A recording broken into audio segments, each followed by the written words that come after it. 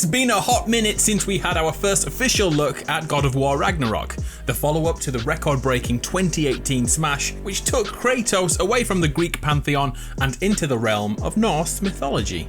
In those 3 years, Kratos has been playing Fortnite a lot with Loki and Thor, but alas, it's time to get down to the real business of breaking down the God of War Ragnarok trailer to look at 33 things you may have missed. Let's do this.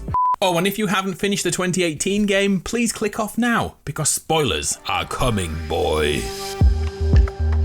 The trailer begins with the return of Atreus from a successful hunt. His silhouette is framed to show antlers from the top of his head to quickly remind us Atreus has a pseudonym to go by, Loki. We found out 3 years ago, Atreus is both the son of the God of War Kratos and the son of a frost giant. Another cool thing to note about the opening shot is its similarity to the first game, in which Kratos teaches Atreus to hunt, but he's unable to put down the deer without help. In God of War Ragnarok, Atreus has no such issues anymore and can hunt all alone. Oh, and I guess now is a good time to confirm at least 3 years have passed in-game. Kratos may look the same, but Atreus has shot up so much he now towers the dwarfs he once stood among.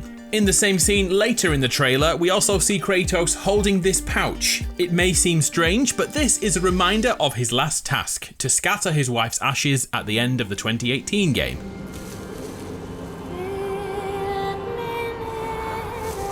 It's here to show he misses her greatly, and even though their task is over, he continues to think of her. The first line of the trailer is given to Atreus. Time is running out. The prophecies say Fimbulwinter leads to Ragnarok. Time is running out indeed. As the name suggests, God of War Ragnarok is following closely to the Norse prophecy of Ragnarok. And this includes Fimbulwinter, a frost that precedes the end of the world and puts an end to all life on the planet. In-game, this has ramifications for us all, including our gameplay. The boat we use will not always be available to move around the island, and instead a new mode of transport is confirmed, the wolf-driven sled. For those that like names, these two wolves are called Specky and Swana. The lake is now a sheet of ice as the days pass by to the end of all existence. We've spotted a few locations from the original game in here, which are now overrun with snow, but if you're like me and you don't like snow in video games, it's all good. Not every realm is like this. Speaking of realms, in the original 2018 game, we visited 6 of the 9 Norse myth realms, and now during Ragnarok, it is confirmed we will have access to all 9 realms. The ones we haven't been to so far are Svartalheim, where the dwarves call home, Vanaheim, the realm of the Vanir gods, and Asgard, the home of Thor, led by his father, King Odin. And speaking of Odin, he's always been watching us through the eyes of his ravens, Hugin and Munin, who can be spotted in the trailer a few times. Oh, and look, the transcended ravens are here too, confirming that collectibles from the 2018 game are likely returning. Next we see the return of Freyja. The witch in the woods is now a key antagonist to Kratos and Atreus as they travel through Ragnarok. Freyja was our ally in 2018, healing Atreus, who would have died without her. In return for saving our son, Kratos murders her son. That was a touching moment.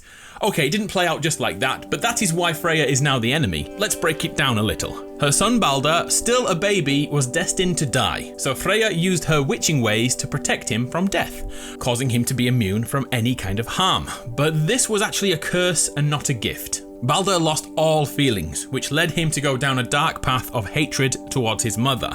In a freak incident, mistletoe was the ingredient needed to reverse Balder's immunity to feelings and pain, and well, you know the rest. To save Freyja's life, Kratos gave chiropractic assistance. Freyja's guilt then became an obsession with revenge, and that's why she will be around often to foil us in God of War Ragnarok.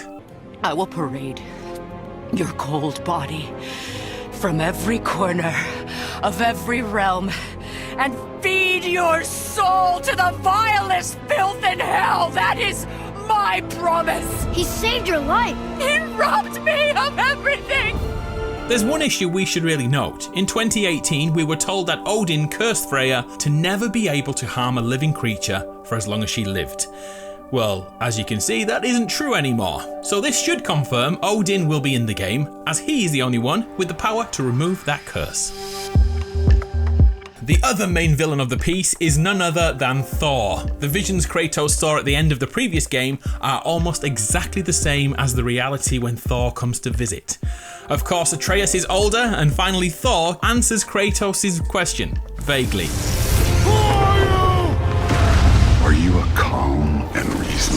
person. Thor will be played by none other than Ryan Hurst, a man worthy of Norse immortality. You may recognise him from Sons of Anarchy, in which he played Opie, and more recently he played Beta in The Walking Dead. Thor is confirmed to have a dad bod, like he does in Norse mythology, so take away your Aussie blonde Thor and give me a fat Norwegian redhead, please. Chef kiss. Next on the trailer, we finally meet the god of war, Tyr. This is the third god of war we know of. The first was Ares in the Greek pantheon, who Kratos overthrew, and now Tyr is the Norse version, who is hella tall. Tyr was spoken of in the previous games and helped the giants who opposed Odin. Although he was a god of war, he promoted peace and stopped wars rather than starting them, unlike Kratos.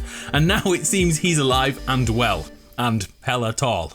In Norse mythology, Tyr had his hand bitten off by Freyja, who so happens to be the son of Loki, which suggests time travel will be possible in God of War Ragnarok, because Jormungandr, the world serpent, is also a child of Loki. Oh, and a cool nod to this is seen on the clasp of Atreus' bow. It's shaped like an S like the serpent, foreshadowing his connection to Jormungandr. Very cool detail. Before we speak about the final character in Ragnarok, let's quickly look over a few gameplay changes coming. We are set to use the Blades of Chaos like a grappling hook to quickly ascend to new areas, and the same weapon is used to propel us forward into enemies. Our shield has been given an upgrade in Ragnarok. The circular shield is here, but it's also replaced with an oval shield and a more Roman-looking rectangular shield too. This either confirms the shield will be customizable, or there will be multiple shields to find and utilize differently. Both options sound damn good to me. In one shot, Atreus can be seen riding a mount, but not just any mount, it's a summoned mount, proving he is aging and controlling his powers more as each day passes. And I'm hopeful that one day we will play as Loki. Atreus. Loki. You get what I mean. No! We also get a few new enemy types to look at. This crocodile thing is said to be a dreki, which is the Old Norse word for dragon. And I got to admit it, I'd prefer to fight them at this stage and not when they're a fully grown adult. Another enemy is the Stalker, which looks an awful lot like a centaur from Greek mythology. This is noteworthy because, as far as I'm aware, Norse myth doesn't include centaurs. Well, in fact, there is the Nukkalevi, but that thing is more like a horror movie villain. Frightening. But the biggest gameplay update in the new trailer is this: Mimia's new ability to turn pages of a book with a spoon. Mind-blowing. This is how sequels are made. From the subsequent interviews with God of War developers, here are a couple of other things you should really know. Cory Barlog is no longer the director of Ragnarok. He has stood down from his role to pursue other ventures, but will be there to support the new director, Eric Williams. Eric has worked on all the God of War games to date, which tells us the project is in good hands. Another bombshell we have had confirmed is that God of War Ragnarok is the end of the Norse series for Kratos. Only 2 games, and not the trilogy we all expected. It's kind of a bummer, but these games take so long to make that it's a great deal of dedication for a single team to give for over a decade. On the plus side, the story of Odin will now be present in Ragnarok instead of saved for the 3rd game. How do you feel about that? And do you think Odin will simply be a side character or one of the main villains?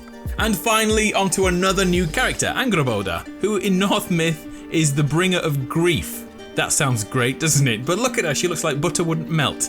Angrboda is the soulmate of Loki and the mother of monsters, such as Jormungandr and Fenrir. Can you see what I'm getting at here? Atreus and this young lady are the parents of beings thousands of years old, which once again leads me to believe a form of time travel magic will be key to this story.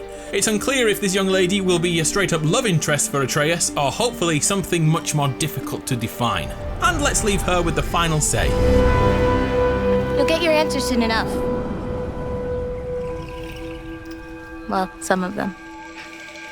Answers are coming. I'm Adam, you're awesome. I'll see you next time.